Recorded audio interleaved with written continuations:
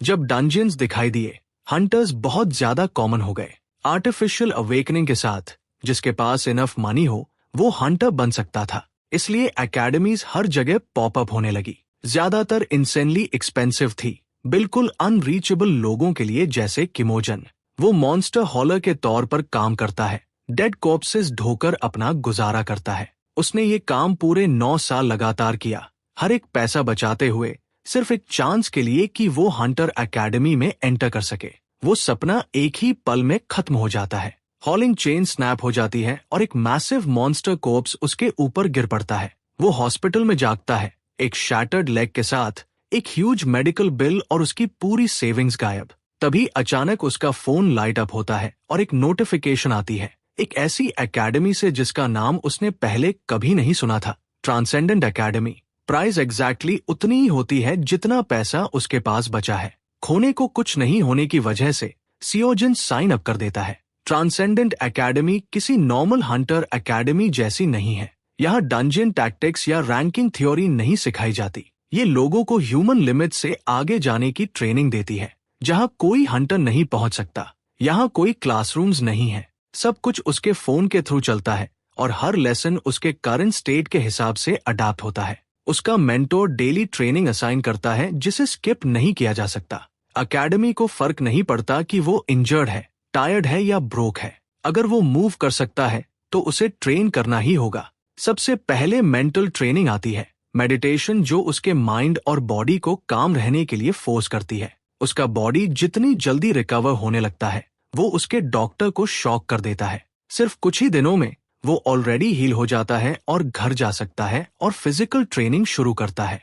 शुरुआत में basic exercises, pushups, squats, running, उसे ये सब रोज रिपीट करना होता है। एकेडमी सिर्फ परफेक्ट मूवमेंट्स काउंट करती है, स्लॉपी रेप्स यहाँ एग्जिस्ट ही नहीं करती। लेकिन वो सिर्फ ट्रेन ही नहीं कर सकता। पैसे न होने की वजह से सेओजन को अपने पुराने काम पर वापस जाना पड़ता है। मॉन्स्टर कॉर्प्सेस उसके वर्कआउट्स का हिस्सा बन जाते हैं। वो उन्हें यूज करता है ताकि ट्रेनिंग जल्दी खत्म कर सके। डे बाय डे वो स्ट्रॉन्गर होता जाता है। सेओजन को शुरू में नोटिस नहीं होता, लेकिन वो ऑलरेडी ह्यूमन रेंज से बाहर स्टेप कर चुका होता है। और ये तब काम आता है जब एक दिन एक मॉन्स्टर कॉर्प्स जिंदा निकल आता है। वो रोर करता है और खड़ा हो जाता है। ग्रेहेड फेला अपने दोस्त से कहता है कि भाग जा और खुद को बचा ले। हमारा गाय रियलाइज करता है कि उसका दोस्त श्योर शॉट मर जाएगा क्योंकि उसकी हार्ट बीट तेज हो जाती है। एक नॉर्मल इंसान कभी मॉन्स्टर को डिफीट नहीं कर सकता और बिना मैजिक वाला अवेकन भी चांस नहीं रखता। और मैंटिका एक 4 स्टार थ्रेट है, यहाँ तक कि प्रो हंटर को भी स्ट्रगल करना पड़े। हमारा अवेकन डेस्परेटली आसपास हंटर्स के बारे में सोचता है और SEOU उसके माइंड में आती है क्योंकि वो अभी यही थी। लेकिन किम के पास टाइम नहीं है, उसका दोस्त उससे पहले मर जाएगा, इसलिए वो डिसाइड करता है कि वो उसे बचाएगा क्योंकि ये नाउ और नेवर है। हमारा गाय एक मेटल रॉड पकड़ता है और फुल स्ट्रेंथ से मैंटिका की तरफ लीप करता है। वो अटैक करता है, लेकिन मैंटिका डॉज कर लेता है और सेओजन इसे अपॉर्चुनिटी मानता है कि मैंचल को वहां से बाहर निकाले। ग्रेहेड फेला हेल्प करने की जिद करता है, लेकिन हमारा आदमी उसे बताता है कि ऐसा करने से दोनों मारे जाएंगे और उसे भागने को कहता है। हमारा अवेकन जानता है कि उसे ये अकेले करना होगा और डिसाइड करता है कि प्रो हंटर्स आने तक टाइम खरीदे।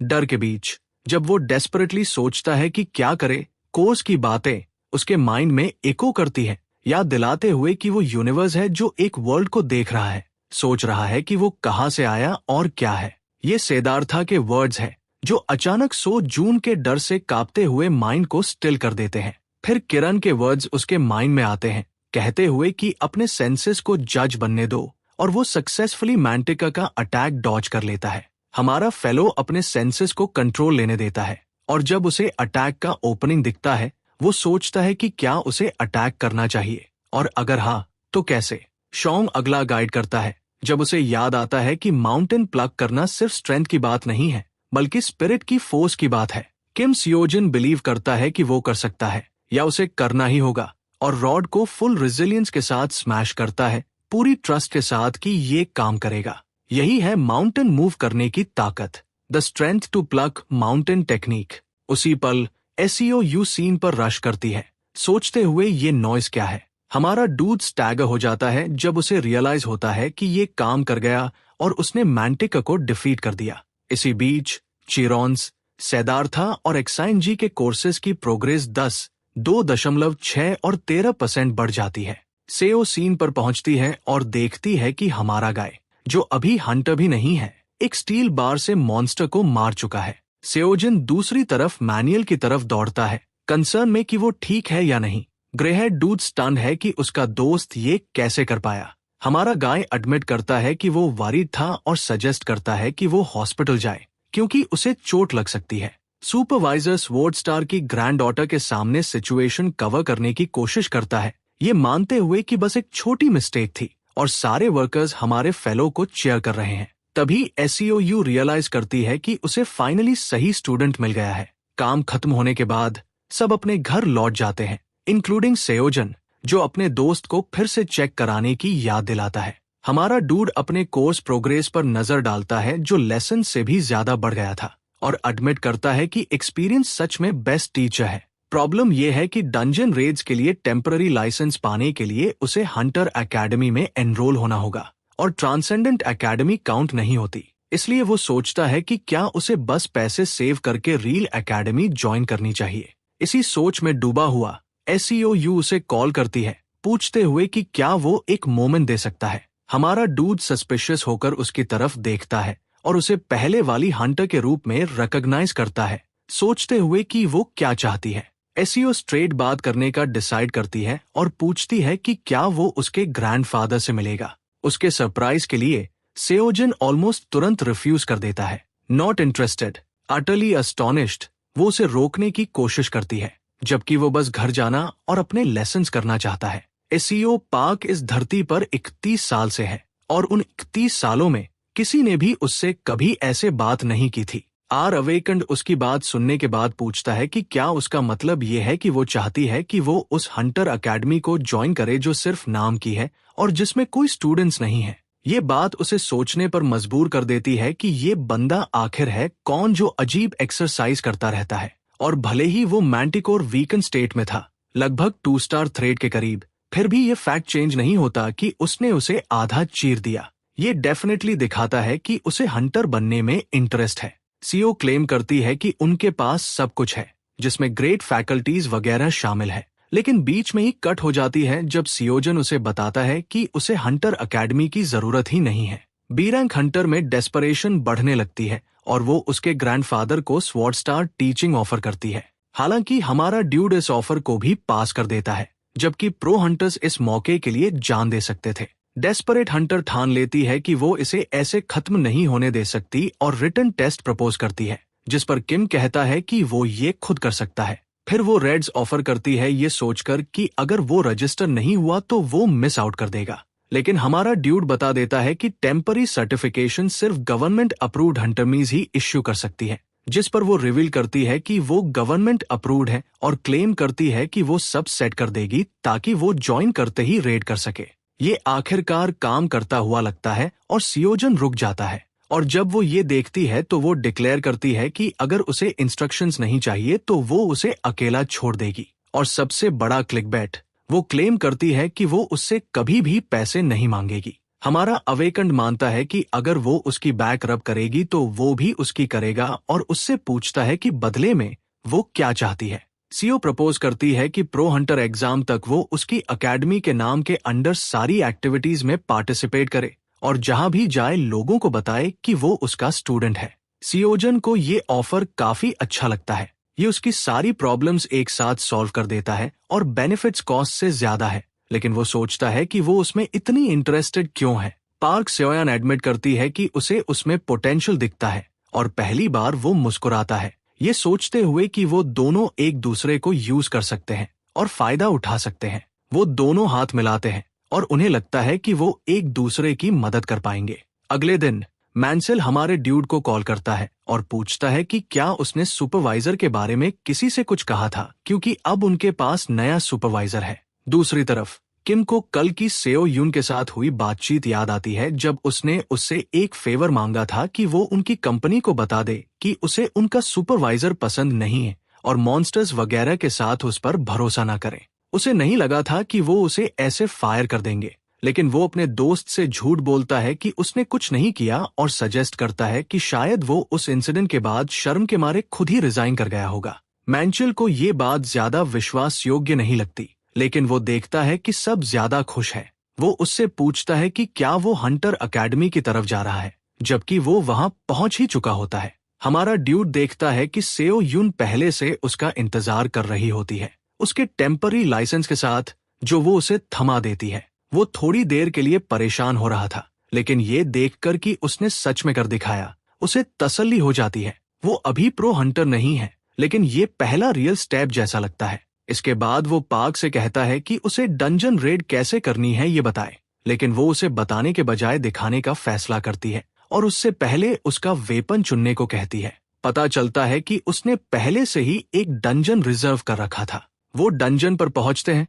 और अंदर जाते हैं। तभी हमारा अवेकन उससे पूछता है कि वो उसका पीछा क्यों कर रही है, क्योंकि उसे लगा था कि उसने कहा था कि वो उसे अकेला छोड़ देगी। सीओ कन्फेस करती है कि वो उसका इकलौता स्टूडेंट है। वो उसे उसकी पहली डंजन रेड में अकेला नहीं छोड़ सकती। वो उसे इसे एलिट स्टूडेंट्स के लिए 1-1 ट्यूटरिंग समझने को कहती है। चूंकि ये उसकी पहली रेड है, वो मानती है कि ये सिर्फ एक प्रिकॉशन है। आमतौर पर इस डंजन में सिर्फ कोबाल्स होते हैं, लेकिन वो उसे गार्ड डाउन न करने की सलाह देती है। कोबाल्स 2 स्टार थ्रेट होते हैं। ये किसी नौसिखिए के लिए हाथ गंदे करने और हैंड्स न एक्सपीरियंस लेने की परफेक्ट जगह है। और शुक्र है कि मैंटिकोर की तरह सियोजन को लगता है कि उनकी शील्ड मैजिक को पियर्स करना आसान है। नॉर्मली नॉन मैजिकल अटैक्स इन ट्रांसलूसेंट शील्ड से ब्लॉक हो जाते हैं, लेकिन अजीब बात यह है कि हमारे ड्यूड के नॉन मैजिक अटैक्स काम कर रहे हैं। जैसे ही वो अपने भाले से कोबाल्स को स्लैश करता है और अपनी कोर्स प्रोग्रेस ऊपर जाते देखता है,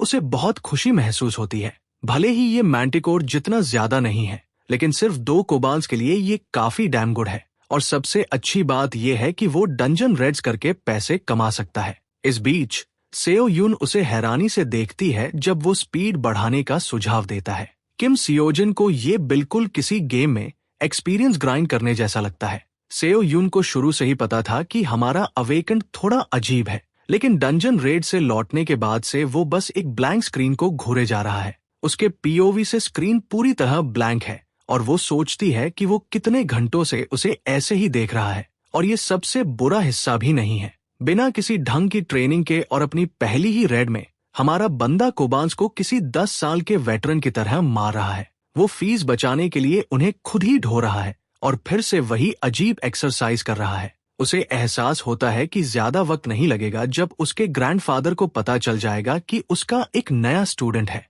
और जब वो ये देखेंगे तो उसे नहीं पता कि आगे क्या होगा। आधी रात के बाद सियोजन टांट्रम्स फेंकने लगता है कि उसने अभी तक एक भी लेसन नहीं किया है। ये सेओ यून को अपनी लाइफ चॉइसेस पर दोबारा सोचने पर मजबूर कर देता है कि क्या उसने सही फैसला लिया। इस बीच हमारा ड्यूड अपने बैंक बैलेंस को देखकर क्लाउड 9 पर होता है, जो एक ही दिन में 9,510,01 हो गया होता है। खुद से ढोना और प्रोसेस करना सच में फायदे का सौदा निकला और उसे सब कुछ वर्थ इट लगता है। हालांकि इसमें उसका काफी टाइम लग गया और वो कल लेसन भी पूरा नहीं कर पाया। हमारा ड्यूड फैसला करता है कि वो मैनुअल से पूछेगा कि क्या वो ये काम करने में इंटरेस्टेड है, क्योंकि वो भरोसेमंद है और उसे लगता है कि कांटेक्ट में रहना अच्छा रहेगा। उसे लगता है कि उसका दोस्त एक दिन अपनी खुद की हॉलिंग कंपनी भी खड़ी कर सकता है। मौका मिलते ही उसे कॉल करने का फैसला करते हुए सियोजन सोचता है कि अब जब उसके पास आखिरकार कुछ कैश है तो उसे क्या करना चाहिए।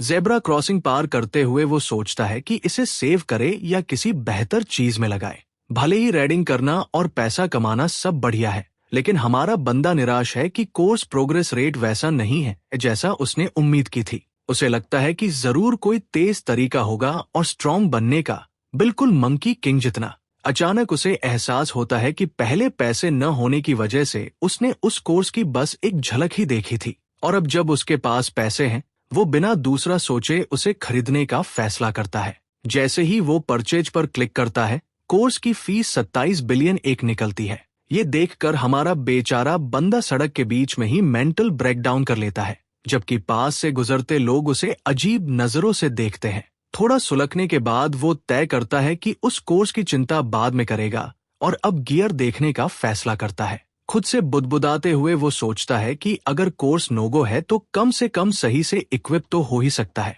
ट्रांसेंडेंट मार्केटप्लेस ढूंढकर जैसे ही वो उसे खोलता है, पता चलता है कि यह ट्रेनिंग गियर सक्सेसफुल ग्रेजुएट्स द्वारा बेचा और बनाया जाता है। हमारा दोस्त तब ट्रॉमेटाइज हो जाता है जब उसे पता चलता है कि यहाँ सिर्फ एलिक्सिर, शील्ड ऑफ ईजिस और स्पीयर ऑफ लॉन्गस है, और ये सब मिथिकल आइटम्स हैं। भले ही ये रेप्लिका हो, फिर भी ये सारे मिथिकल आइटम्स हैं, वो भी सिर्फ ट्रेनिंग के लिए। सियोजन एक्सपर्ट नहीं है, लेकिन फिर भी वो समझ जाता है कि ये आइटम्स आम नहीं है। वो सोचता है कि अगर ये ग्रेजुएट्स हैं तो इसका मतलब है कि ये ट्रांसेंडेंस है, और अगर वो आराम से मिथ से बने ट्रांसेंडेंट क्राफ्टेड आइटम्स बेच रहे हैं तो वो बस वही लेने का फैसला करता है जिसकी उसे जरूरत है। स्पीयर ऑफ लॉन्गनेस चुनकर वो परचेज पर क्लिक करता है और सही प्राइस के लिए कर्मा कैलकुलेट होने लगता है। बाद में सियोजुन को एग्रेसिवली पुशअप्स करते हुए पाया जाता है। तभी सेओ यून उससे पूछती है कि क्या कुछ हुआ है। हमारा बंदा गिनती जारी रखता है और मान लेता है कि कीमत ज्यादा ही होगी। रेप्लिका होने के बावजूद ये इनवैल्यूएबल होगी। उसे पता था कि ये एक्सपेंसिव होगा, लेकिन 100 मिलियन का होगा ये उसने नहीं सोचा था। वो अच्छे से जानता है कि उसके पास कभी इतना पैसा नहीं हो सकता। हमारा अवेकंड ये समझकर सुलग जाता है कि आखिर में सब कुछ पैसे पर ही आकर रुकता है। वो स्पीयर के लिए 100 मिलियन भी नहीं दे सकता। वो सोचता है कि फिर मंकी किंग के कोर्स के लिए 27 बिलियन वो कभी कैसे जुटाएगा, और कंधे झुका लेता है। सेओ उसे आवाज देती है और पूछती है कि क्या वो ठीक है, और फिर उसे अकेडमी टूर्नामेंट के बारे में बताती है। सियोजन ने इनके बारे में सुना तो था, लेकिन डिटेल्स नहीं जानता था। पता चलता है कि ये हंटरमीज का टूर्नामेंट होता है जहां अनगिनत हंटरमीज ये देखने के लिए मुकाबला करते हैं कि वो कहां स्टैंड करते हैं। बी रैंक हंटर उसे कुछ पेपर्स देती है और कहती है कि वो इसे एक तरह से रैंकिंग सिस्टम मान सकता है। वो बताती है कि ऐसे बहुत सारे कॉम्पिटिशन्स होते हैं और अकेडमी टूर्नामेंट्स आमतौर पर डिवीजन 4 में आते हैं।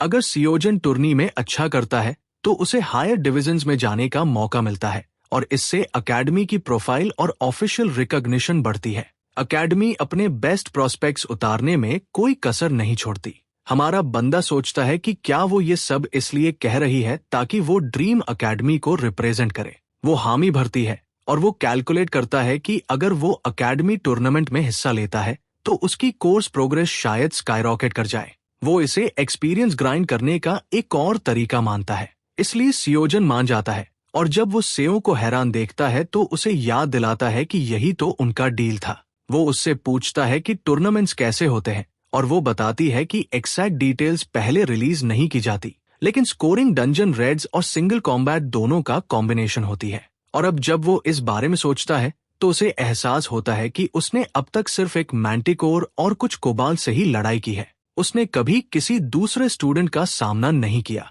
लेकिन अगर वो कॉम्पीट करने वाला है तो वो सही तरीके से करना चाहता है और सोचता है कि उसे स्पैरिंग पार्टनर कहाँ मिलेगा। तभी वो पीछे देखता है और पार्क सेउन को पाता है और उससे पूछता है कि क्या वो उसके साथ स्पार कर सकती है। आखिरकार वो स्पार करने के लिए मान जाती है, और हमारा बंदा इसे एक अच्छा मौका मानता है क्योंकि सेओ यून एक बी क्लास हंटर है, और इतना ही नहीं, एक बी क्लास जिसने फेमस स्वॉर्ड स्टार के अंडर ट्रेनिंग ली है। हमारे ड्यूड को नहीं पता कि वो खुद कहाँ स्टैंड करता है, लेकिन वो सच में ये जानने के लिए बेताब था कि वो असल में कितनी स्ट्रांग है। सेओ उससे पूछती है कि क्या वो श्योर है, उसे याद दिलाते हुए कि वो एक बी क्लास हंटर है। सियोजन उससे कहता है कि वो उस पर थोड़ा आसान रहे, और वो खुद को होल्ड बैक करने का फैसला करती है। हमारा बंदा उसकी तरफ दौड़ता है, और जैसा कि बी क्लास हंटर ने सोचा था, उसकी मूव्स बहुत ऑब्वियस है। वो फास्ट है, लेकिन उसका फुटवर्क क्लमजी है, और वो हर अटैक अपनी आंखों से टेलीग्राफ करता है।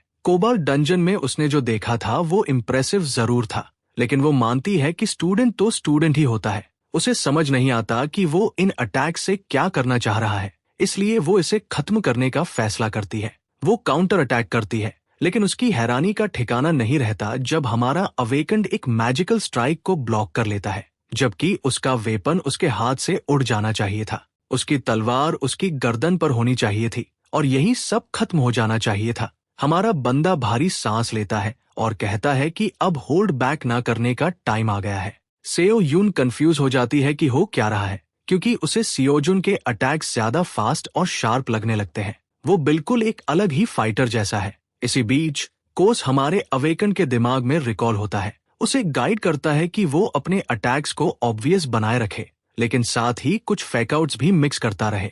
यह एक्सप्रेस करता है कि इसे ऑब्वियस बनाने का पॉइंट हारना नहीं है, बल्कि अपने अपोनेंट को उसके ही आधे दिमाग का इस्तेमाल करके हराना है। हमारा फेला एक ऑब्वियस अटैक करता है ताकि सामने से ऑब्वियस डिफेंस आए और फिर रिकॉल का यूज करके नेक्स्ट अटैक को चेन करता है, जो एसईओ को ऑफ गार्ड पकड़ लेता है और उसे पाउंस करने और फाइनल ब्लो देने का मौका मिल जाता है। बी रैंक हंटर ये देखकर शॉक में चली जाती है और अनजाने में खुद को बचाने के लिए फुल फोर्स लगा देती है। उसे समझ नहीं आता कि ये क्या था, और जब वो हमारे गाय को दीवार से टकराकर खून उगलते देखती है तो पैनिक कर जाती है। सेओजुन उसे एश्योर करता है कि वो ठीक है और हंसता है क्योंकि उसे एहसास होता है कि वो हार गया है। एसईओ सोचती है कि क्या उसने सच में ये सोचा था कि वो एक बी क्लास प्रो और एक मियर स्टूडेंट की फाइट में जीत जाएगा। वहीं हमारा डूड ये एक्नॉलेज करता है कि प्रोज इसलिए होते हैं क्योंकि वो प्रोज है। उसके लिए ये मॉन्स्टर से लड़ने जैसा बिल्कुल नहीं था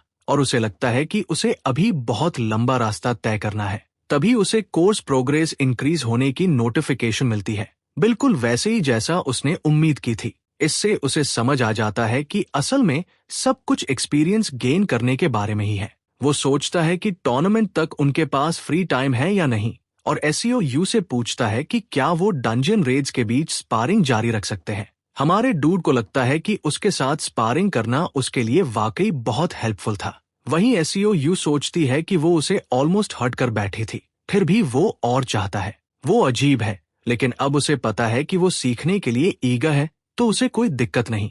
ऊपर से उसने वादा भी किया था कि वो पूरी मदद करेगी, इसलिए एसईओ यू अग्री कर जाती है और अनाउंस करती है कि अगर वो जीता तो प्राइज मनी भी पूरा उसी का होगा। सेओजन प्राइज मनी के बारे में सुनकर हक्का बक्का रह जाता है, और जब वो बताती है कि प्राइज मनी करीब 100 मिलियन या ऐसा कुछ है, तो हमारा बंदा एकदम उछल पड़ता है। अचानक उसमें फियर स्पिरिट आ जाती है। वो ओवरहाइप्ड होकर पूछता है कि क्या यहाँ वेट्स है या वो इस कंक्रीट को ही फाड़ दे।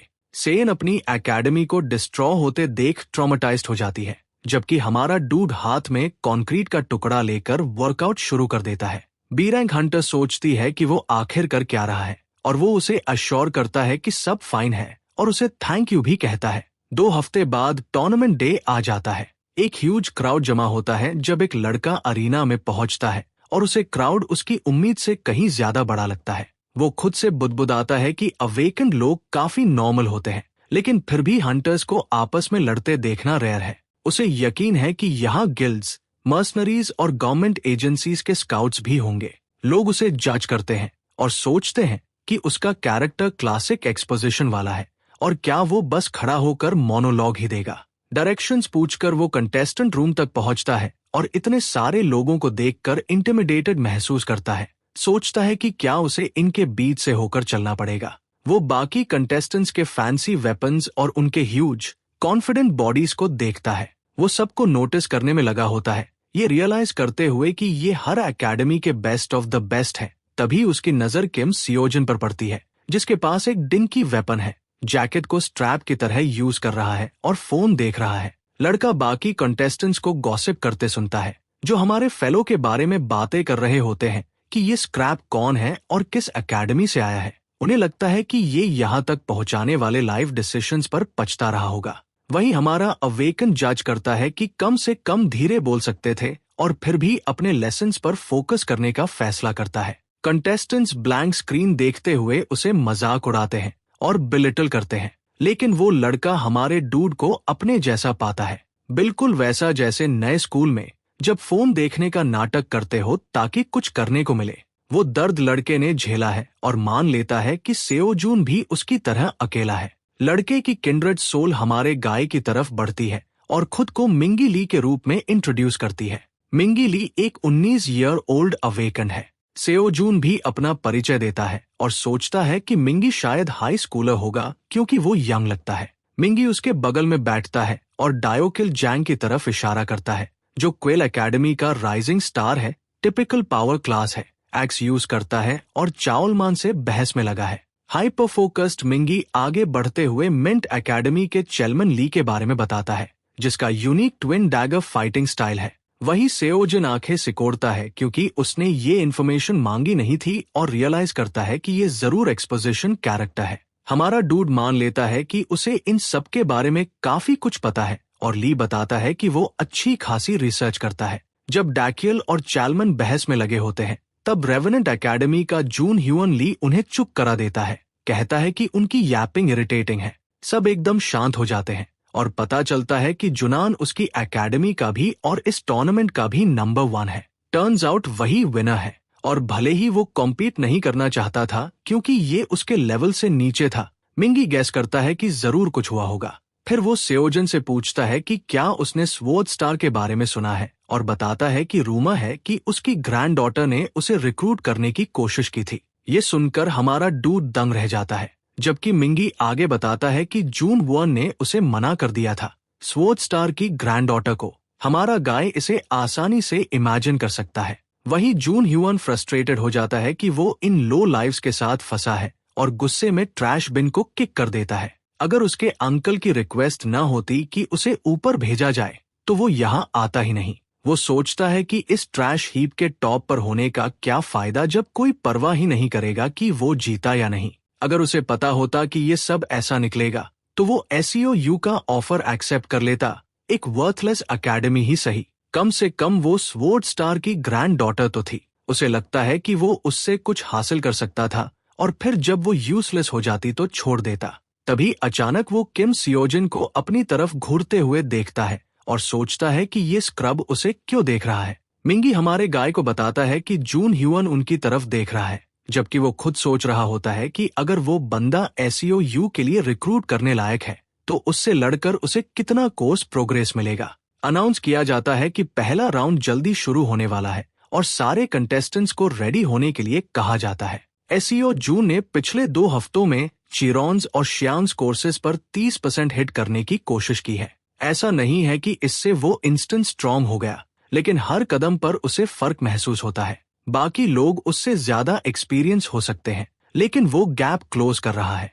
उसे कॉन्फिडेंस है कि वो किसी भी मॉन्स्टर और किसी भी अपोनेंट को ले सकता है। पहला राउंड डंजन मेस निकलता है जो हमारे डूड का सारा इंथुजियाज्म उड़ा देता है। टूर्नामेंट का राउंड 1 शुरू होता है और क्राउड पूरा हाइप्ड होता है। एक गाय SEOU से टकरा जाता है जिसने कैप पहनकर डिस्गाइज किया हुआ है, फिर भी उसे वो फैमिलियर लगती है। रिवील होता है कि पहला राउंड डंजन मेस है जहां दूसरे प्लेयर्स पर अटैक करना फॉरबिडन है और बस गोल एस्केप करना है। बेसिकली ये टेस्ट है कि वो मेस में रास्ता कैसे ढूंढते हैं। ऑडियंस मानती है कि ये ऑफिशियल लीग कंपटीशन से बाहर होने पर भी इतना सिंपल नहीं है। मॉन्स्टर्स को डिफीट करने पर शायद हिंट्स या आइटम्स मिलते हों जो एस्केप में हेल्प करें, इसलिए ये क्लासिक डंजन रेडिंग स्किल्स का टेस्ट है। सब लोग बाहर काफी हाई लेवल दिखते हैं, लेकिन जून ह्यून को देखकर सबका दिमाग उड़ जाता है। एक गाय बोलता है कि वो स्टूडेंट नहीं बल्कि बिल्कुल अलग लेवल पर है, जबकि दूसरा नहीं जानता कि वो कौन है।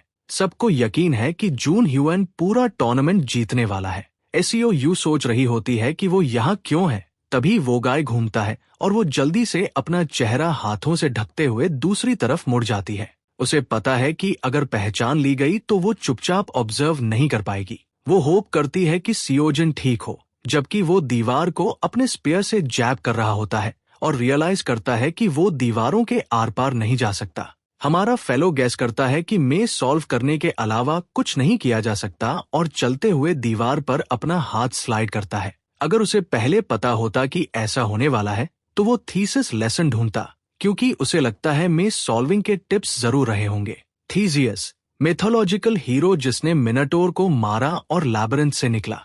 चलते चलते वो रोड के फोक पर पहुंचता है और सबकी बात याद करता है कि अगर मेज की दीवार पर एक हाथ रखो तो आखिर एग्जिट मिल ही जाता है। सेओजिन लेफ्ट जाने का डिसाइड करता है, लेकिन उसे एक अजीब फीलिंग आती है जो उसे दूसरी तरफ जाने को कहती है। हमारा अवेकन सोचता है कि क्या यही वो सिक्स्थ सेंस है जिसका चिरो ने जिक्र किया था, इंस्टिंक्ट। वो नर्वस होकर उस डायरेक्शन में कदम रखता है, उम्मीद करते हुए कि इंस्टिंक्ट को पता है वो क्या कर रहा है। उसे अजीब लगता है, लेकिन तभी अनाउंसमेंट होती है कि स्कार एकेडमी का सोमन छो एलिमिनेट हो गया है। हमारा फेलो सोचता है कि उसने अब तक किसी मॉन्स्टर से फाइट क्यों नहीं की, जबकि अनाउंसमेंट्स के हिसाब से सब लड़ रहे हैं। अचानक उसे रियलाइजेशन होती है और वो सोचता है कि शायद इंस्टिंक्ट उसे मॉन्स्टर्स से भी बचा रहा है। वो वंडर करता है कि अगर मेटामॉर्फोसिस में 100% प्रोग्रेस हो गया तो क्या वो फ्यूचर प्रेडिक्ट कर पाएगा या एनिमी को मूव करने से पहले देख पाएगा। सेओजन सिर्फ ये सोचकर ही थ्रिल्ड महसूस करता है। तभी मिंगी ली उसे आवाज देता है, वार्निंग करता है कि केयरफुल रहे क्योंकि मॉन्स्टर्स कहीं भी हो सकते हैं। मिंगी को देखकर हमारे गाय का सारा एक्साइटमेंट गायब हो जाता है और वो सोचता है कि ये यहाँ कहाँ से आ गया। मिंगी बताता है कि वो इतने कॉन्फिडेंस से मूव कर रहा है और एंग्शियस होता है कि कहीं उसे कुछ पता तो नहीं जो उसे नहीं पता। हमारा अवेकन बताता है कि वो बस इंस्टिंक्ट के साथ जा रहा है और ये सुनकर मेडियोकर हंटर हैरान रह जाता है कि वो बिना किसी प्लान के भटक रहा है। उसे पता है ये डेंजरस है, इसलिए वो डिक्लेयर करता है कि उसके पास एक अच्छा मेथड है और डेमोन्स्ट्रेट करता है कि अगर एक हाथ दीवार पर रखकर पूरा फॉलो किया जाए तो किसी भी मेज से बाहर निकला जा सकता है। एसईओ जून को ये पहले से पता होता है और वो आर्ग्यू करता है कि इसमें बहुत टाइम लगेगा और वो अपना तरीका फॉलो करेगा। मिंगी उसे वार्न करता है कि वो खो जाएगा और किम इशारा करता है कि उसे फॉलो करने की जरूरत नहीं है, जिससे वो सोचने लगता है कि वो उसे फॉलो ही क्यों कर रहा है। नॉर्मल हंटर बताता है कि ऐसा इसलिए है क्योंकि उसे लगता है वो दोनों सैम है, वो भी अकेला है और उसने उसे भी अकेला देखा था। रियलाइजेशन सेओजन को होती है कि उसने पहले उससे बात क्यों की थी। वहीं मिंगी मानता है कि वीक लोगों के लिए साथ रहना स्मार्टर है। हमारे डूड को डिसबिलीफ होता है कि उसे वीक कहा जा रहा है और वो गैस करता है कि शायद वो दिखता ही ऐसा है। ली उसे कुछ दिखाने का डिसाइड करता है जो उसे हार्ड टाइम्स में मोटिवेटेड रखता है और वो उसकी क्यूट सिस्टर की फोटो होती है। हमारा अवेकन उससे अग्री करता है और जाने लगता है, लेकिन क्लिंगी डूड उसके पैर पकड़ लेता है और साथ चलने को कहता है। मना करने के बाद भी किम देखता है कि वो बहुत परसिस्टेंट है और गैस करता है कि उसकी उम्र में अवेकन होकर भी ये डरावना है। मिंगी उसे वार्न करता है कि ये डेंजरस है। हमारा डूड अपने अंदर की लड़ाई में होता है कि उसे साथ ले या नहीं। तभी सेओजन उससे पूछता है कि वो अकेला क्यों है जब उसकी सिस्टर और फैमिली है, और ली बताता है कि उसकी फैमिली मर चुकी है और अब सिर्फ वो और उसकी सिस्टर है। ये बात हमारे लाड को उसके छोटे वाले सेल्फ की याद दिलाती है और वो चुप हो जाता है, जबकि मेडियोकर हंटर रिग्रेट करता है कि उसने ये शेयर किया, सोचते हुए कि शायद उसने उसे अनकंफर्टेबल कर दिया। वो किम को अश्योर करता है कि वो ठीक है और ये बहुत पहले की बात है। जब सियोजन मान लेता है कि वो सही है, वो बोलता है कि वो दोनों सैम है। वो डिक्लेयर करता है कि अभी के लिए वो साथ रह सकते हैं, लेकिन प्राइज मनी उसका होगा। इस राउंड के बाद वो अपने अपने रास्ते चले जाएंगे। मिंगी सवाल करता रहता है, डाउटफुल होकर, जबकि हमारा गाय उसे याद दिलाता है कि उसका काम बस साथ बने रहना है। आखिरकार वो एक ऐसी जगह पहुंचते हैं जो डेड एंड लगती है। जैसे ही mediocre hunter finally catch up करता है, सेओजान दीवार पर अपना हाथ स्लाइड करता है और उसे धक्का देता है और सामने से जोरदार चीयर्स सुनाई देती है। घोषणा होती है कि पहला कंटेस्टेंट मेज से बाहर निकल चुका है और एक नया रिकॉर्ड बन गया है। ऑडियंस को यकीन नहीं होता, सब सोचते हैं ये लड़का आखिर है कौन, जबकि सेओ यून समझ जाती है कि वो और कोई नहीं बल्कि सेओ जुन है, जो बिल्कुल नॉनशलेंटली बाहर आता है बिना किसी सिंगल मॉन्स्टर से लड़े। मिंगी को समझ ही नहीं आता कि हो क्या रहा है। वो सेओ जुन से टकरा गया था, दोनों ने थोड़ी देर साथ काम करने पर सहमति दी थी और फिर राउंड 1 के रिजल्ट्स अनाउंस हो जाते हैं। हमारे अवेकन को फर्स्ट रैंक, मिंगी को सेकंड, जुन वुआन को थर्ड और आगे के नाम मिलते हैं। लोग केओस में पड़ जाते हैं जब देखते हैं कि फर्स्ट प्लेस ने मेज सिर्फ 27 मिनट्स में कंप्लीट कर लिया। सब बुदबुदाते हैं कि क्या ये पॉसिबल भी है और सोचते हैं कि ये किस एकेडमी से है। इससे भी ज्यादा सरप्राइजिंग ये है कि जुन हुआन ली को फर्स्ट के लिए शुइन माना जा रहा था और उसका सेकंड में भी न आना इनसे लगता है। जुन हुआन सेओजान के पास आता है, उसके ऊपर होवर करता हुआ बस उसे घूरता रहता है। हमारा लड़का रेड हेड डूड को पहचानता है और सोचता है कि ये उससे क्या चाहता है और ऐसी नजर क्यों है। किम कुछ बोलने ही वाला होता है कि जुन हुआन उसे काटते हुए कह देता है कि उसे नहीं पता वो क्या सोच रहा था और डिक्लेयर करता है कि हमारा लड़का बस लकी हो गया। लोग हंसते हैं और सियोजान का मजाक उड़ाते हैं, काश उन्हें भी ऐसी लक मिलती।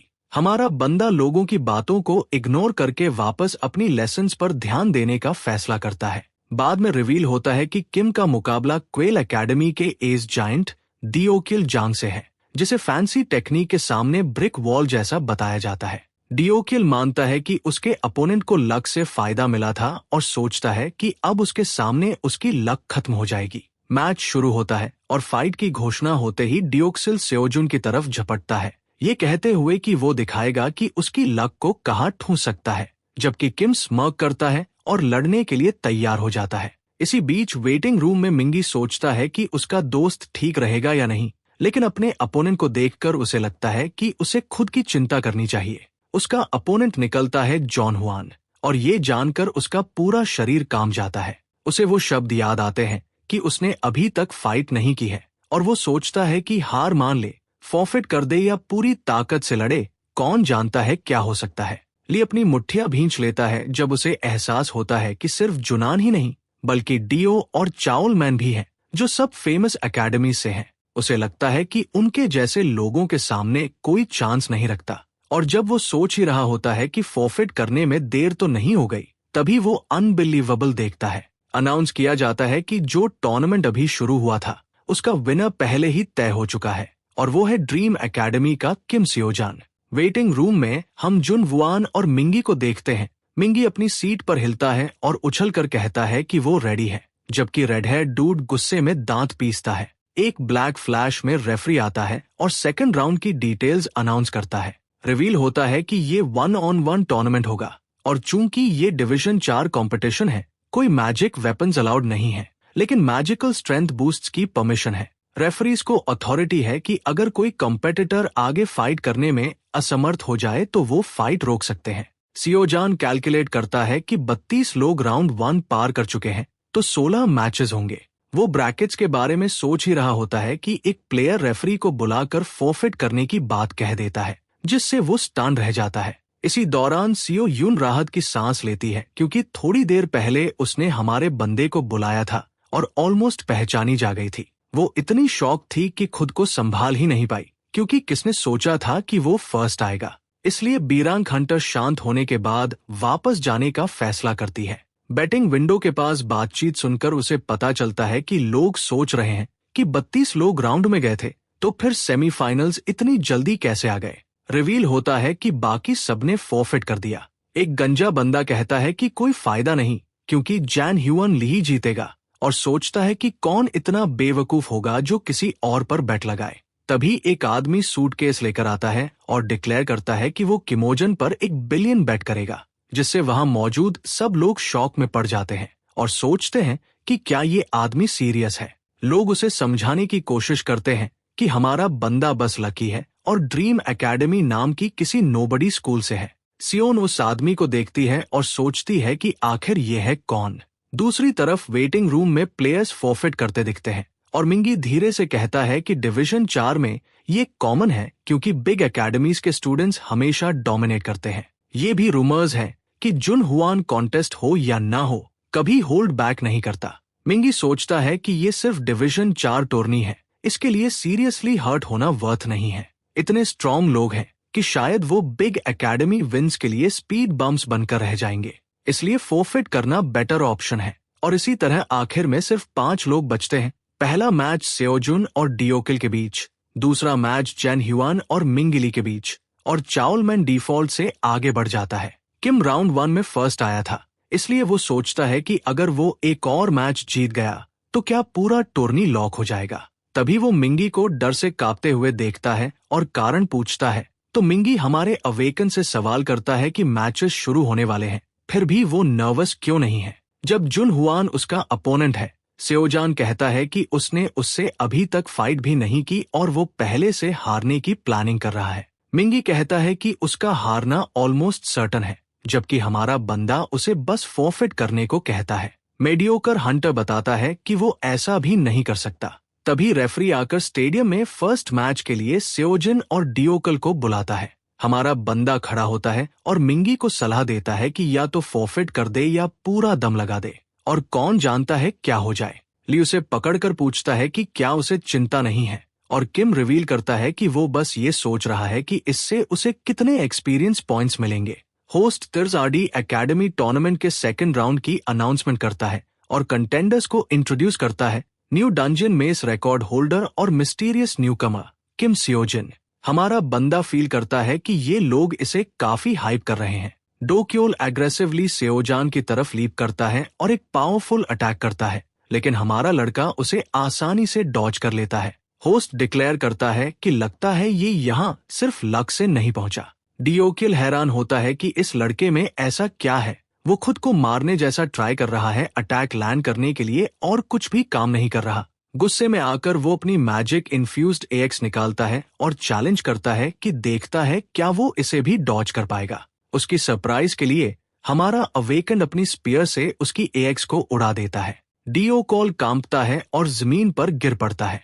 होस्ट मानता है कि अनबिलीवेबल हो चुका है क्योंकि उन्हें पहले ही मैच का विनर मिल गया है, बल्कि बंदा डिसबिलीफ में रहता है कि उसे सेओजुन ने ओवरपावर कर दिया और वो हार गया। विनर अनाउंस होता है किम सियोजुन ड्रीम एकेडमी से, लेकिन हमारा बंदा कोर्स प्रोग्रेस देखकर डिसअपॉइंटेड होता है और सोचता है कि बस इतना ही मिला।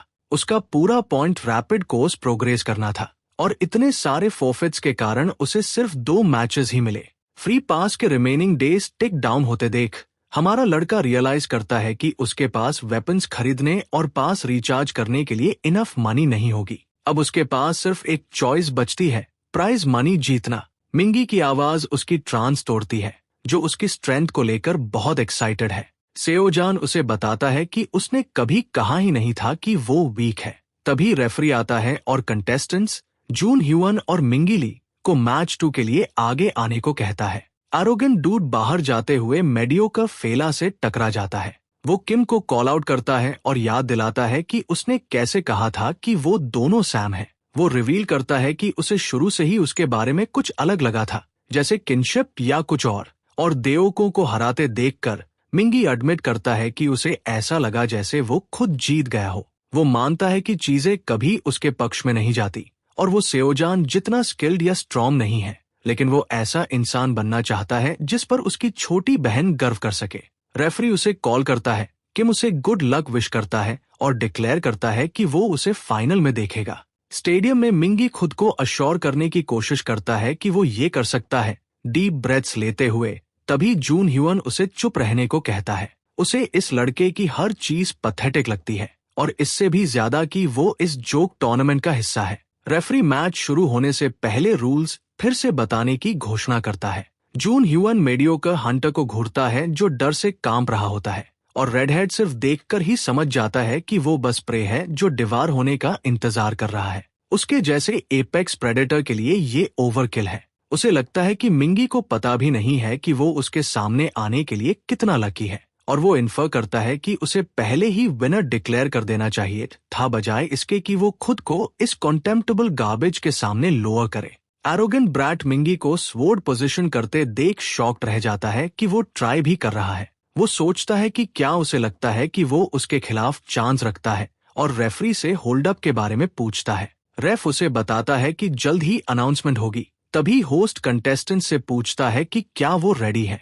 मैच शुरू होता है और यान ह्यूअन वाइल्ड प्रेडेटर की तरह रिलेंटलेसली मिंगी पर लीप करता है, जबकि मिंगी उसके अटैक्स के साथ कीप अप करने की कोशिश करता है। जून ह्यूअन इंटेंस होकर स्वॉर्ड के बैक से मेडियोकर फेला को मारता है और स्पिट्स करता है कि उसके जैसे इंसेक्ट्स को अपनी जगह पता होनी चाहिए। मिंगी घुटनों पर गिर जाता है, खून खांसते हुए सोचता है कि क्या ये खत्म हो गया। उसे रियलाइजेशन होती है कि वो उसके सामने बिल्कुल मैच नहीं है। जीत या हार के बारे में सोचना तो दूर की बात है। वो ऐसा इंसान बनना चाहता था जिस पर उसकी बहन प्राउड हो, लेकिन वो इनफ अच्छा नहीं है। फिर भी मिंगी वापस खड़ा होता है और डिसाइड करता है कि कम से कम एक हिट लैंड करेगा ताकि वो खुद को प्रूव कर सके।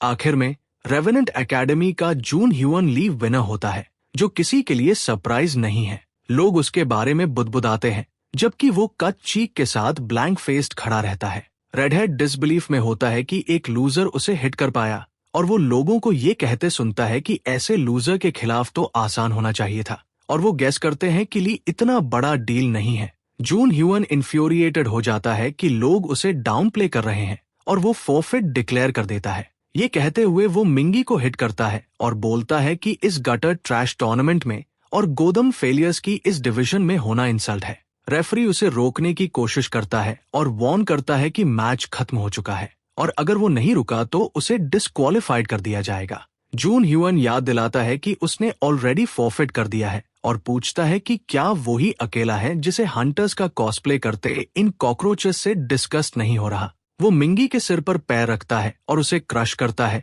तभी सेओजान सामने आ जाता है और उसे अपनी स्पीयर से हिट करने की कोशिश करता है। हमारा बंदा फाइनल तक होल्ड ऑफ करने वाला था, लेकिन उसने गैस किया कि वेट नहीं किया जा सकता क्योंकि जुनान को अपना लेसन सीखना जरूरी है। सेओजान जुनान से कहता है कि मिंगी के सिर से अपना पैर हटाए, लेकिन वो और जोर से क्रश करता है और पूछता है कि अगर वो नहीं हटाना चाहे तो क्या। हमारा अवेकन अपनी स्पीयर फ्लिंग करता है। उसे तुरंत पीछे हटने पर मजबूर करते हुए वो मिंगी को चेक करता है। ली उनका मजाक उड़ाता है, उन्हें 2 पीज इन अ पॉड कहकर और फेक इमोशनल एक्ट करता है। किम बोलता है कि उसकी जिंदगी में सच में कुछ बहुत गलत हुआ होगा जो उसे लगता है कि लोगों को कुचलना ठीक है। जून ह्यून रियलाइज करता है कि वो समझ ही नहीं रहा और क्लैरिफाई करता है कि वो उन दोनों में से किसी जैसा नहीं है और उसे यहाँ होना इंसल्टिंग लगता है। हमारा बंदा कहता है कि उन्हें भी यहाँ होने का उतना ही हक है जितना उसे, लेकिन एरोगेंट ब्रैड को ये नॉनसेंस लगता है कि सब इक्वल है और लाइफ फेयर है वगैरह। वो उससे पूछता है कि क्या उसे लगता है कि सिर्फ बेस्ट ट्राई करना इनफ है। सार्कास्टिकली पूछता है कि क्या वो इसके लिए मेडल चाहता है। ऑडियंस बैफल्ड हो जाती है कि ये सब क्या चल रहा है और रेफ्स या कोई इसे क्यों नहीं रोक रहा। मीनवाइल एक रेफ आर्ग्यू करता है कि उन्हें रोकना चाहिए। तभी दूसरा उसे बताता है कि हायर अप्स ने उन्हें होल्ड बैक करने का ऑर्डर दिया है। एसईओ को सेओजन की चिंता होती है, जबकि जून ह्यून हंसता है और पूछता है कि क्या उसे सच में नहीं पता दुनिया कैसे काम करती है। वो कहता है कि अगर वो चल रहा है और किम उसके रास्ते में आ गया तो वो कुचल दिया जाएगा। यही नेचुरल ऑर्डर है। उसे लगता है यही इंसेक्ट्स के साथ होता है। ये सुनकर हमारा अवेकन हिल जाता है क्योंकि वो भी पहले यही सोचता था। 9 लंबे साल प्रो हंटर बनने की तैयारी, बस दीवार पर दीवार से टकराना, न पैसा न कुछ। सेओजन चाहे जितनी मेहनत करे, उसकी बेस्ट एफर्ट्स भी बस उसे डूबने से बचाती थी। आगे वो कहीं नहीं पहुंचा। उसके लिए इम्पॉसिबल ड्रीम्स से चिपके रहना सबसे पैथेटिक था। अनगिनत बार उसने खुद से कहा कि अभी छोड़ दे। सोचता रहा कि क्या वो कभी बन पाएगा। वो डिल्यूजनल था क्योंकि रियलिटी का सामना करना डरावना होता है, और फिर भी उसे ये सब सुनना पड़ा। सेओजन को फर्क नहीं पड़ता कि जून वुन उसके लिए जगह कहाँ सोचता है और वो उस पर झपटता है। रेफ बीच में आने की कोशिश करता है लेकिन देर हो चुकी होती है।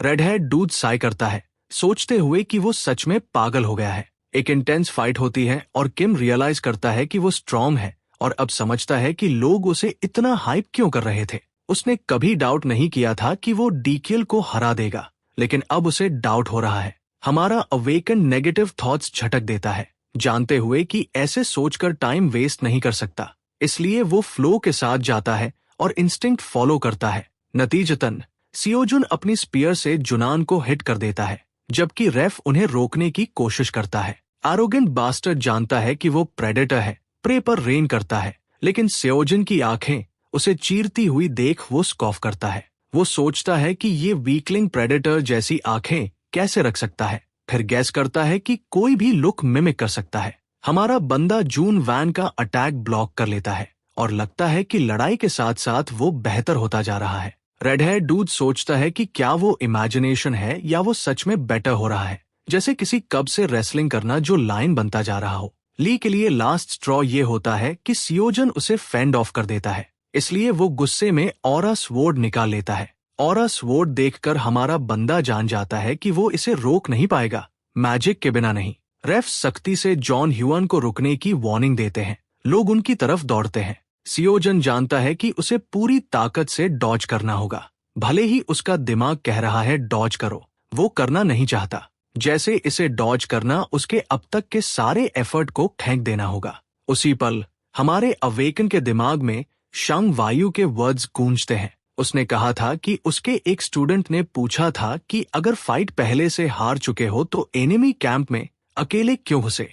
वो सही था, सब खत्म हो चुका था और बाहर निकलने का कोई रास्ता नहीं था। वो पहला पल था जब असली डर महसूस हुआ, जानते हुए कि वो हारा जाएगा। फिर भी उसने फाइट की, सिर्फ इसलिए क्योंकि उसे करना था। उसने अपने स्टूडेंट्स को एडवाइस किया था कि सब कुछ खो जाने पर भी पूरी ताकत से अटैक करो। उसे लगता था कि उनमें पहाड़ हिला देने की स्ट्रेंथ हो सकती है। इसके बिना वो हार जाएंगे। आखिर में उसने कहा कि डिल्यूशनल फाइटिंग स्पिरिट ही चाहिए, पहाड़ उखाड़ने की ताकत। सेओजिन रियलाइज करता है कि शंग लड़ा, हारा, फिर लड़ा और इसी वजह से वो कॉन्करर बना। ली और किम पूरी ताकत से एक दूसरे पर झपटते हैं और इम्पैक्ट से स्टेडियम धूल से भर जाता है। सब शॉक्ड रह जाते हैं कि अभी क्या हुआ। धूल छंटने पर एक एग्जॉस्टेड सेओजिन दिखता है और एक अनकॉन्शियस जून ह्यूअन जो जमीन पर गिर पड़ता है। स्टेडियम तालियों और चीयर्स से गूंज उठता है। ऑडियंस सेओजिन का नाम चांट करती है। एसीओ को यकीन नहीं होता कि वो क्या देख रही है। उसे 2 हफ्ते पहले याद आता है जब हमारा बंदा मुश्किल से मैजिक स्वॉर्ड अटैक संभाल पा रहा था और अब ऑरा स्वॉर्ड झेल रहा है। वो बैफल्ड होती है कि वो इतना स्ट्रॉन्ग कैसे हो गया। तभी उसकी नजर बेटिंग विंडो वाले आदमी पर पड़ती है जिसने सेओजन पर बेट लगाया था। वो आदमी शौक से कांप रहा होता है, अपनी आंखों पर यकीन नहीं कर पा रहा। सियोन सोचती है कि उसे क्या हुआ है और मानती है कि वो खुद भी सरप्राइज है, लेकिन वो आदमी पूरी तरह शेकन है, जैसे उसकी कोई फंडामेंटल बिलीफ टूट गई हो। अचानक उसे याद आता है कि उसने हमारे बंदे पर बेट लगाया था और जब वो फिर देखती है वो आदमी कहीं नहीं होता। बाद में हम किम को पेवमेंट पर थका हुआ चलते देखते हैं। वो साई करता है, याद करते हुए कि उसे डिस्क्वालिफाइड कर दिया गया था। मैनेजर ने बताया कि जून वैन ली का बिहेवियर भी आउट ऑफ लाइन था, लेकिन उसने फॉरफिट कर दिया था, जबकि हमारे बंदे ने मैच में इंटरफियर किया, रेफरी की मल्टीपल वार्निंग्स इग्नोर की और रूल्स का पूरा वायलेशन किया। सेओजन मानता है कि वो गलत नहीं और उसे फर्क नहीं पड़ता, लेकिन वो क्यूरियस है कि जून ह्यूअन का क्या होगा। मैनेजर रिवील करता है कि वो भी डेफिनेटली डिस्क्वालिफाइड है। ऑरा स्वॉर्ड का इस्तेमाल डेडली इंटेंट दिखाता है। हो सकता है वो प्रोसिक्यूशन से बच जाए, लेकिन उसे 5 साल के लिए प्रो हंटर एग्जामिनेशन से बैन कर दिया जाएगा। आखिर में चौमान ली डिफॉल्ट से विनर बनता है, मिंगी सेकंड आता है और देओकल थर्ड। हमारा बंदा नोट करता है कि कम से कम उसका कोर्स प्रोग्रेस बढ़ा, खासकर जून ह्यूअन से फाइट करने से। वो इसे ह्यूज गेन मानता है और अब वो आखिरकार शंग के कोर्स में 50% से ऊपर पहुंच चुका है। अब जब सेओजन इस बारे में सोचता है तो उसे लगता है कि लड़ाई के दौरान जो स्ट्रेंथ सर्ज आया था वो शायद हाफवे पॉइंट ब्रेक करने की वजह से था। वो इसी सोच में डूबा हुआ होता है कि क्या वो कोई नया कोर्स स्टार्ट कर सकता है। तभी उसके कंधे पर एक टैप उसे डिस्ट्रैक्ट करता है। पता चलता है कि ये सीन है जो वरीड है कि वो ठीक है या हर्ट हुआ है। हमारा बंदा लापरवाही से स्ट्रेच करता है और उसे बताता है कि वो काफी टफ है। ये सुनकर बीरंग हंटर को राहत मिलती है। सेओजन उससे माफी मांगता है कि वो जीत नहीं पाया क्योंकि उसने इंटरवीन किया, लेकिन वो उसे एश्योर करती है कि सब ठीक है और माफी की कोई जरूरत नहीं।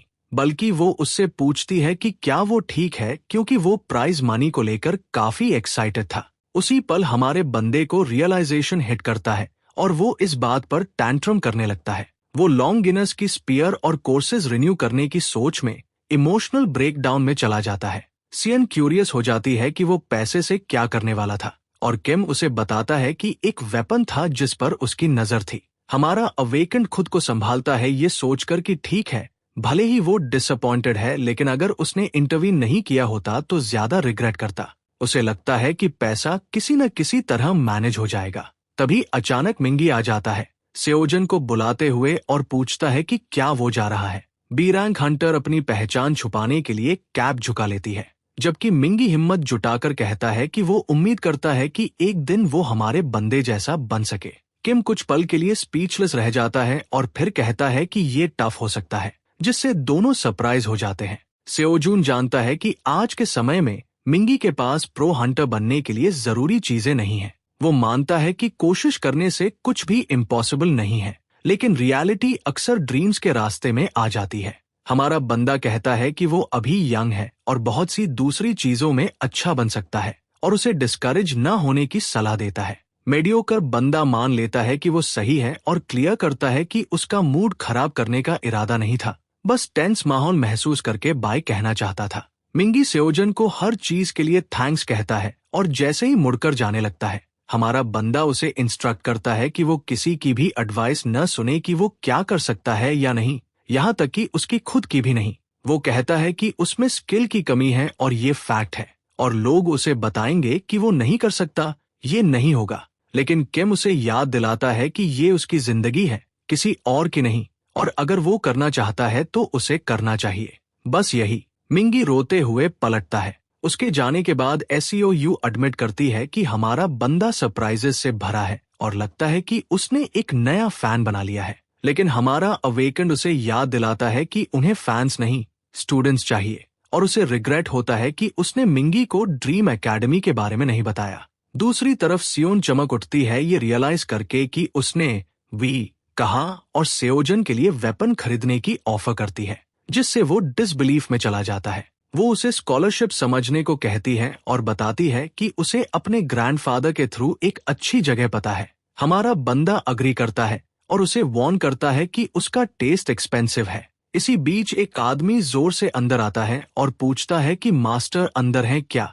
उसे बताया जाता है कि मेडिटेशन के दौरान डिस्टर्ब नहीं किया जा सकता, लेकिन वो आदमी अर्जेंट बताकर सबको इग्नोर करते हुए अंदर चला जाता है। मनोल, स्वॉर्ड स्टार का एड, अंदर जाता है और अपने मास्टर को अपनी प्रेजेंस का एहसास कराता है, जो उसे याद दिलाता है कि उसने साफ कहा था डिस्टर्ब नहीं करने को, और पूछता है कि क्या वो उसकी बात टालने की हिम्मत करता है। मास्टर की ऑरा इतनी जबरदस्त होती है कि मंचिल हिल भी नहीं पाता। जब वो बताता है कि बात SEOU की है, तो वो रिवील करता है कि उसने एकेडमी टूर्नामेंट में हिस्सा लिया था और डिटेल्स अभी आ रही हैं। लेकिन साफ है कि उसके पास एक नया स्टूडेंट है। मैंचल कहता है कि वो डील कर सकता है, लेकिन मास्टर मना कर देता है और खुद देखने का फैसला करता है कि ये स्टूडेंट कौन है। मास्टर निकलता है स्वॉर्ड स्टार मिंचल पार्क। हम जून को देखते हैं, जो अपना डेली असाइनमेंट ऑलमोस्ट पूरा कर चुका होता है। तभी SEOU अंदर आती है। वो उसे ग्लेयर करती है जबकि उसका बैक उसकी तरफ होता है। जैसे ही हमारा बंदा घूमता है, वो उसे देखता है और कहता है कि ऐसा लग रहा है जैसे वो उसके सिर के पीछे छेद जला रही हो। सीन पूछती है कि उसे ऐसा क्यों लगा और बताती है कि वो नया वेपन लेने को लेकर कितना एक्साइटेड था, वर्कशॉप में कितना पिकी था और आखिर में कुछ भी नहीं लिया। हमारा बंदा कहता है कि वो उसे ट्रबल नहीं देना चाहता था, लेकिन ये बात बीरांग हंटर को डाइजेस्ट करना मुश्किल लगता है क्योंकि ये बिल्कुल उसके जैसा नहीं लगता। सेओजन रियलाइज करता है कि वो उसे बहुत अच्छे से जानती है और असल रीजन ये था कि वो ट्रांसेंडेंट वेपन्स को दिमाग से निकाल ही नहीं पा रहा था। वो कर्मा कैलकुलेशन को कर्स करता है जब उसे याद आता है कि उसने SEOU से कैश मांगने और लॉन्गिनस की स्पीयर के लिए सेव करने का सोचा था, लेकिन प्राइस फिर से बढ़ गया। लगता है हर शॉर्टकट लेने पर कर्मा कैलकुलेशन बदल जाती है। इसी बीच SEOU माफी मांगती है कि उसने उसके लिए कुछ करने की कोशिश की और कहती है कि वो दोबारा ऐसी गलती नहीं करेगी। उसे सल्क करते देख वो पूछती है कि वो किस फॉर्म की मैजिक यूज कर रहा है। हमारा अवेकेंड क्लूलेस लगता है। तब वो उसे बताती है कि मैजिक यूज करने के लिए मैजिक फॉर्म्स सीखनी पड़ती है। उसे डंजन रेड्स करते देखकर साफ है कि वो जानता है कैसे यूज करना है, और टूर्नामेंट भी नोवाइस लेवल नहीं था। लेकिन वो कहती है कि उसने कभी उसके सामने मैजिक यूज नहीं की। सेओजन रियलाइज करता है कि उसने अभी तक कोई मैजिक सीखी ही नहीं।